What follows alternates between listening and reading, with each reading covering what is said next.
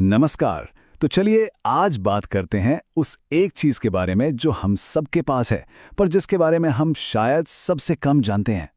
हमारी खोपड़ी के अंदर बैठा वो सुपर कंप्यूटर, यानी हमारा दिमाग।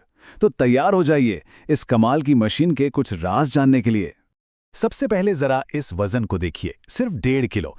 सुनने में बहुत ज्यादा तो नहीं लगता है ना? हमारे पूरे शरीर के वजन का एक मामूली सा हिस्सा। पर इसकी असली कहानी इसके वजन में नहीं, बल्कि इसके काम में छिपी है। बिल्कुल सही। वजन में भले ही ये छोटा है, पर है ये पूरी बॉडी का बॉस। हमारी हर एक सांस, हर धड़कन, हर एहसास, हर सोच, सब कुछ यहीं से कंट्रोल होता है। ये हमारे होने का मतलब हमारे वजूद का असली इंजन है। तो आइए अब इस सुपर कंप्यूटर की असली ताकत को समझते हैं। आखिर ये कितना पावरफुल है? देखिए, किसी भी कंप्यूटर की ताकत उसकी प्रोसेसिंग पावर से ही तो नापी जाती है। तो सवाल यह है कि हमारे दिमाग की प्रोसेसिंग पावर कितनी है? और इसका जवाब सच में चौंकाने वाला है। 10 लाख करोड़। जी हाँ, हमारा दिमाग 1 सेकंड में इतने सिग्नल्स प्रोसेस कर सकता है। दुनिया का कोई भी बड़े से बड़ा सुपर कंप्यूटर इसके आसपास भी नहीं आता। ये दिखाता है कि हम अपने अंदर क्या गजब की क्षमता लेकर घूम रहे हैं। जाहिर सी बात है, इतनी जबरदस्त प्रोसेसिंग पावर को चलाने के लिए उतनी ही जबरदस्त एनर्जी भी तो चाहिए होगी। और यहीं पर एक और बहुत दिलचस्प बात सामने आती है। जैसा कि हमने पहले देखा, हमारा दिमाग शरीर के टोटल वजन का सिर्फ 2% होता है, मतलब बहुत ही छोटा सा हिस्सा।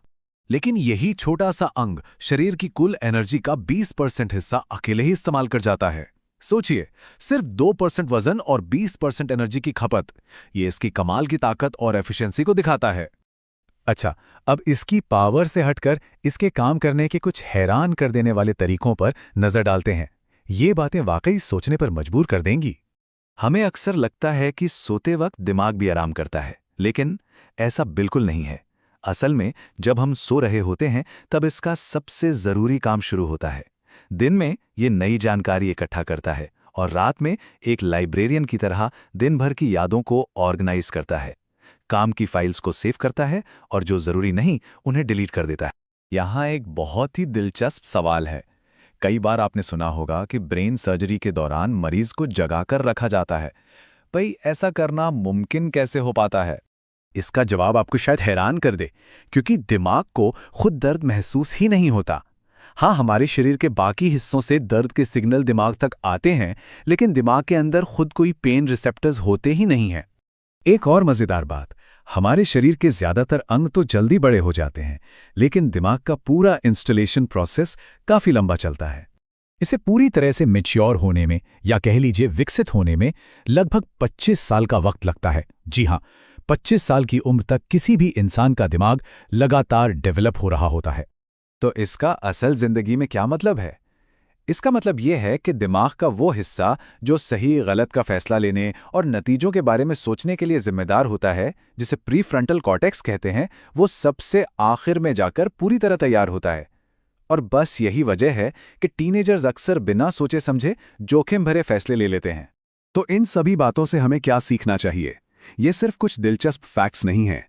ये हमारी असली क्षमता, हमारे असली पोटेंशियल की ओर इशारा करते हैं। ये लाइन शायद सब कुछ कह देती है। अगर हर इंसान के पास जन्म से ही इतना शक्तिशाली टूल मौजूद है, तो जरा सोचिए कि वो अपनी जिंदगी में क्या कुछ हासिल नहीं कर सकता। तो अगली बार जब कोई मुश्किल सामने आए, तो बस ये याद रखना कि हम सबके पास दुनिया की सबसे एडवांस्ड मशीन है। तो सवाल ये नहीं है कि हम क्या कर सकते हैं, सवाल ये है कि हमारी सीमा क्या है। अगर ये हमारी शुरुआत है, तो हमारी हद क्या हो सकती है? इस पे सोचिएगा जरूर।